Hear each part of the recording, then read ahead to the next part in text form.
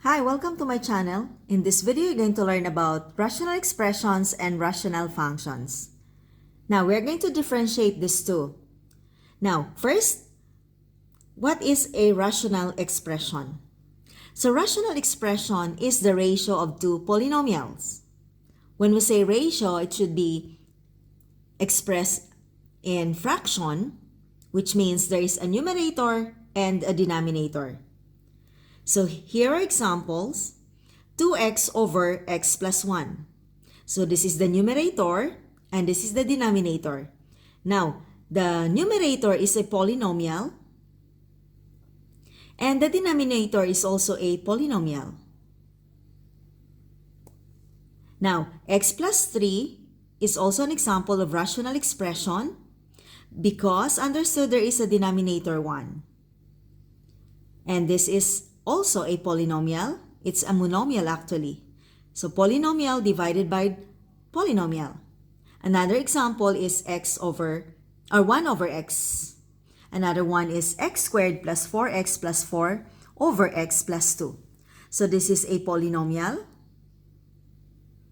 And this is also another polynomial. So polynomial divided by polynomial. That is a rational expression. In rational expression, we are just simply going to simplify the given expression. Now, what is a rational function? Okay, I'm going to take this one example, 2x over x plus 1. So this is a rational expression. Now, this will become a rational function if I'm going to put it in this form, 2x over x plus 1. So look at this too. This is simply a rational expression. Now here it becomes a rational function. So I have here f of x. We know that f of x is equal to y. So y is equal to 2x over x plus 1. Okay, now, in rational function, we have this value of x, which is our input. And now, once we are going to put any value of x, let's say f of 1, we can have f of 2. Then we can have any f of 100. So, for every input in rational function, we have an output. Okay? So simply here, we really evaluate. We are calculating. We are finding the value of f of x or y after inputting the value of x. So we have the input and the output in rational function. Unlike in rational expression, is simply given as this one. Now, rational function is a function of the form f of x is equal to p of x, which is a polynomial, that's the numerator, over q of x, which is the denominator. Okay, q of x, which is the denominator. Wherein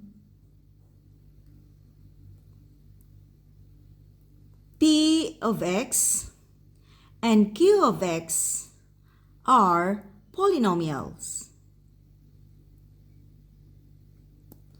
And q of x should not be equal to 0.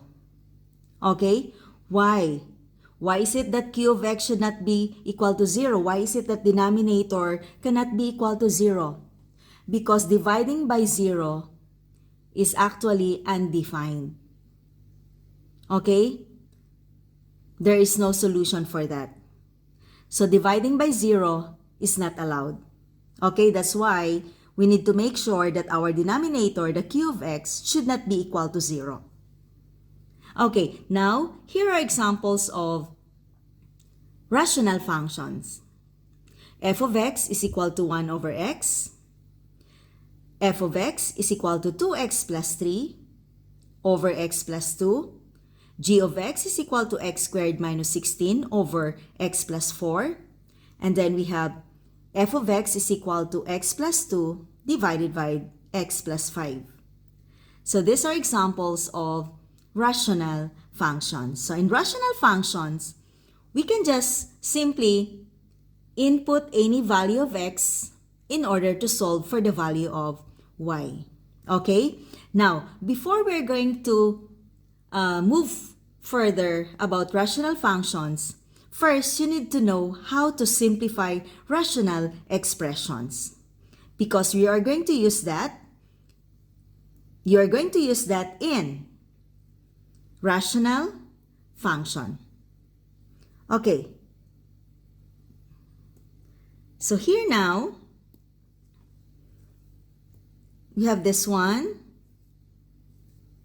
Sorry about that. Okay. So we have simplifying rational expressions.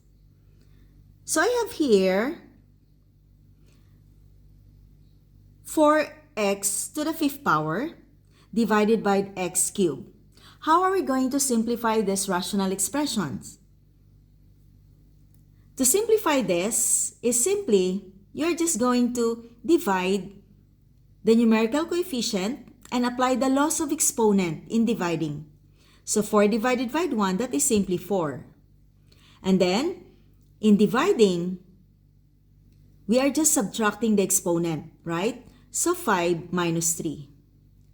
So 4, 5 minus 3, that is equal to 2. Okay, so 4x squared. What about this one? This is x minus 5. That's the numerator. And then we can simplify the denominator. We can factor the denominator.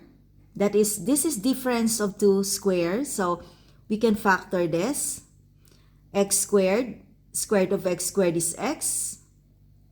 Square root of 25 is 5. And then plus here, minus here. And then we can cancel this one. And that is only 1 there. X minus 5 divided by x minus 5, that is 1. So the answer is 1 over x plus 5. Okay? So we are just simplifying the rational expression. Okay, now here, in number 3, same, x squared plus 6x plus 9 divided by x plus 3.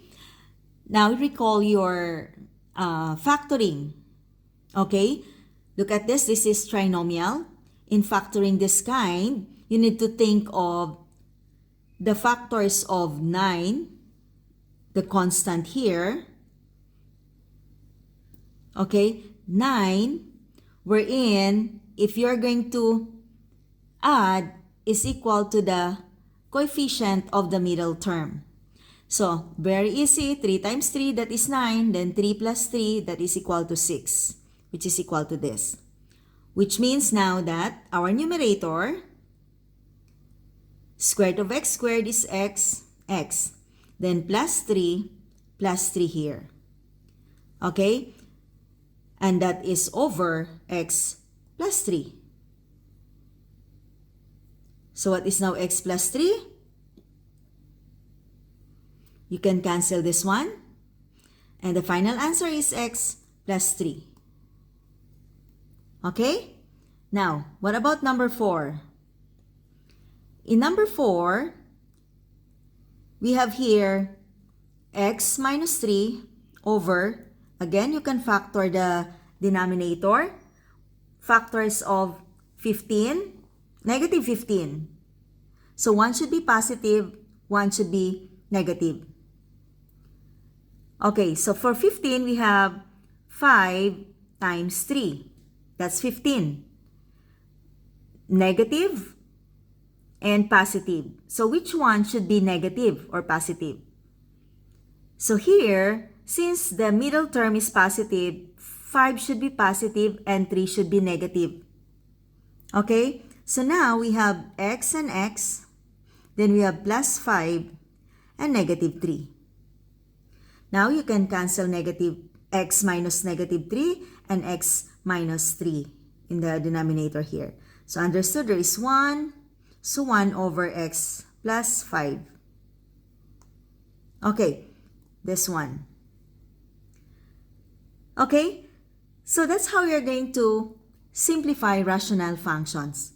Now, in my next video, we're going to study more about rational functions, how to graph rational functions, how to find the domain of rational functions, and how to find the zeros of rational functions. So see you on the next one. Bye!